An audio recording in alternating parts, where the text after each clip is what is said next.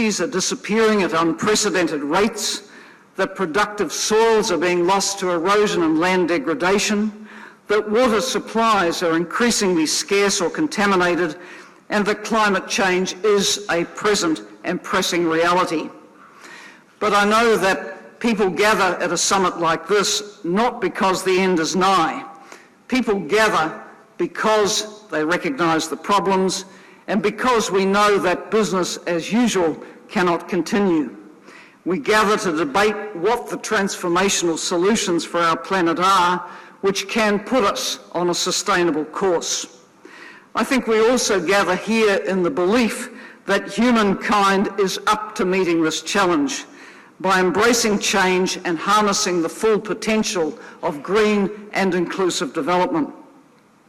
At the United Nations Development Programme, we stand in solidarity with the world's 1 billion people who live in extreme poverty, who rely on the natural environment in which they live for their livelihoods and their primary assets.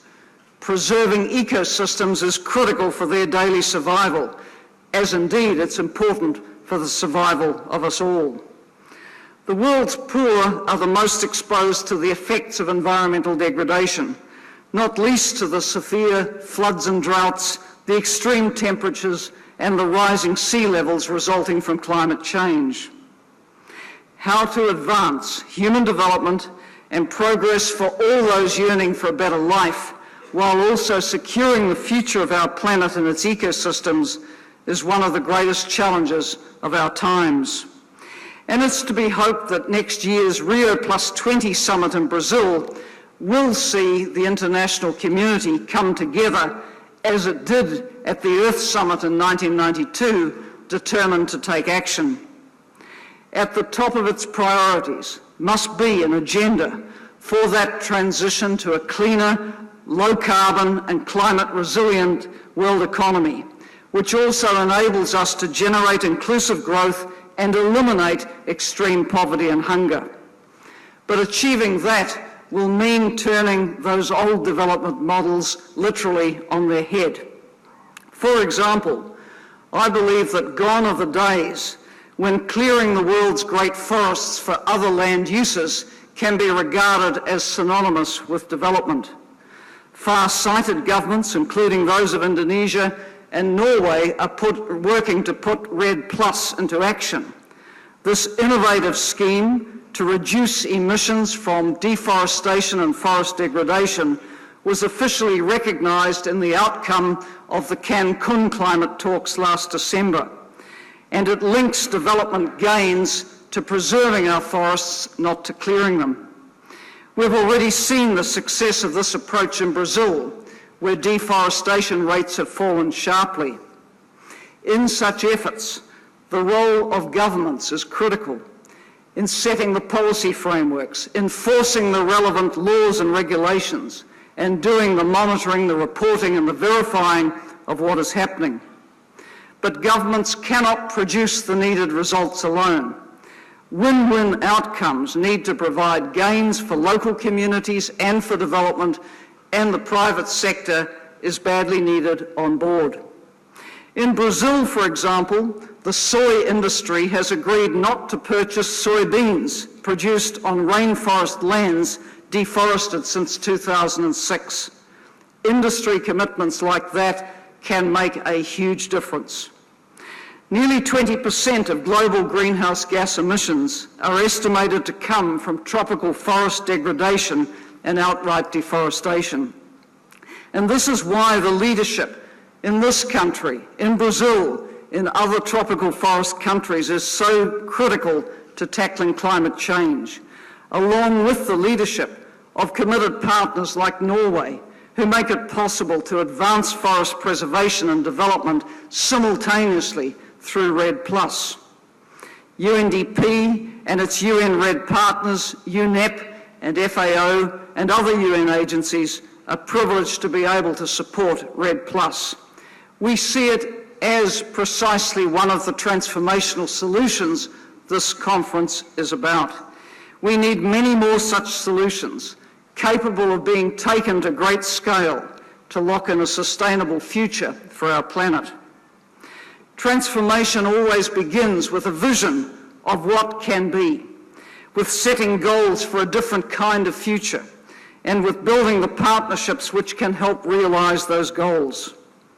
Meeting the sustainability challenge requires strong business engagement in research and development, in investment in innovative solutions, whether they be in renewable energy and energy efficiency, green technologies, or the design and build of sustainable cities. There is no question in my mind that in both the present and the future, investing in inclusive and low-carbon growth will make very good business sense. Increasingly in global markets, those goods and services with high carbon footprints and negative social costs will become less competitive and less desirable for consumers.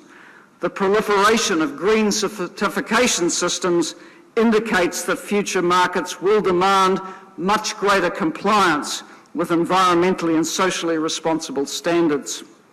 I believe that markets will adapt to these global frameworks which are agreed to by the international community.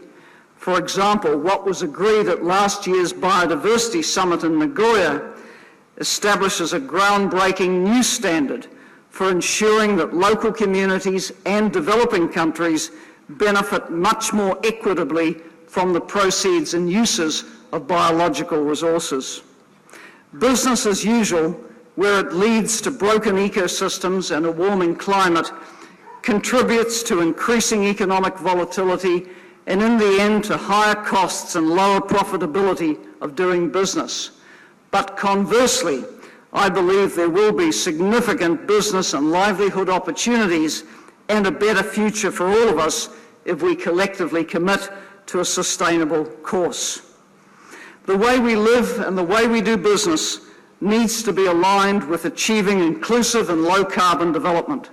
I want to mention briefly 3 ways in which UNDP has partnered with others to build that different future.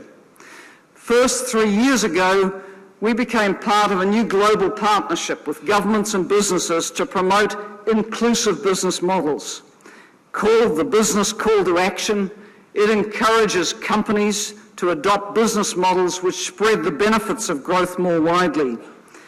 Those companies, and there are many international companies involved, fully appreciate that what benefits their bottom lines can also benefit local communities. Their initiatives to date with these inclusive business models show how many jobs can be created, how farmers in developing countries can be supported to increase their incomes, how people can be supported to access affordable technologies. We look to enable local businesses from that smallest micro level up to access value and supply chains and encourage companies to develop goods and services at a price that the poor can afford.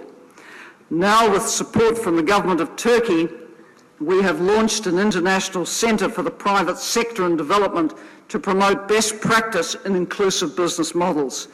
If these models can become business as usual, the results will certainly be transformational on a huge scale. Second, we've taken a similar approach to identifying profitable business models which also contribute directly to environmentally responsible development. For example, through our Green Commodities Facility in Ghana, we facilitated a partnership between government and Kraft Cadbury, leading to better extension services for local cocoa farmers, enabling them to adopt sustainable agricultural practices and lift their incomes. Thirdly, economic growth which is inclusive and sustainable does require capable government institutions and good policy. And we do work to help countries build the institutional frameworks and the capacities they need to attract and drive private investment and new sources of funding, such as that available through RED+ and the emerging carbon markets. That's included helping countries design energy policies which will attract investment to sustainable and decentralised